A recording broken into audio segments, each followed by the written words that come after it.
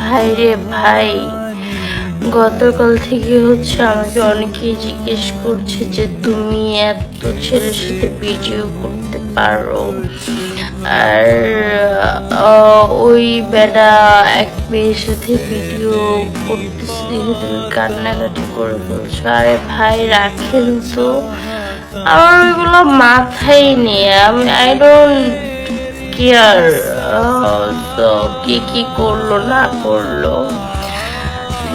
আমি জাস্ট আমার চোখের অবস্থা একটু দেখলাম আজকে সকালে ঘুম থেকে উঠে কান্না করে। কালকে এত পরিমাণে কান্না আসছে, এখন আপনারা জিজ্ঞেস করতে পারেন কালকে কেন কান্না করছেন। আসলে হচ্ছে কি জানেন, নিজের ভালোবাসার মানুষের মুখ থেকে কখনো শুনেছেন যে আপনি ছাড়াও তার অন্য আরেকজন আছে? আমি শুনেছি।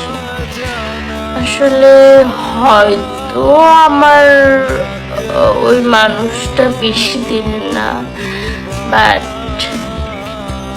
মায়া।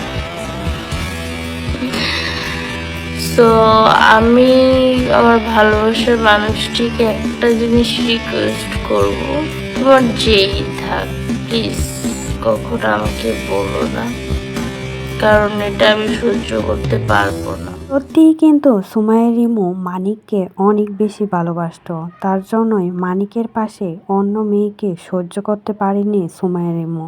অজরে কান্না করেছিল লাইভে এসে, আর সেটা নিয়ে মানুষে বলেছিল যখন ছিল তখন মূল্য দিলেন না, আর যখন অন্য কারো হয়েছে তখন অনলাইনে এসে ন্যাকামো করে কান্না করছেন। এইসব করার মানে কি? আপনিই তো মানিককে ছেড়ে দিয়েছেন, আর সেটাই ক্লিয়ার করলেন আজকে সুমাইয়া রিমু। বললেন আমি আমার ভালোবাসার মানুষকে দূরে রেখেছি, অথচ তার পাশে অন্য মেয়েকে আমি কখনোই মেনে নিতে পারবো না।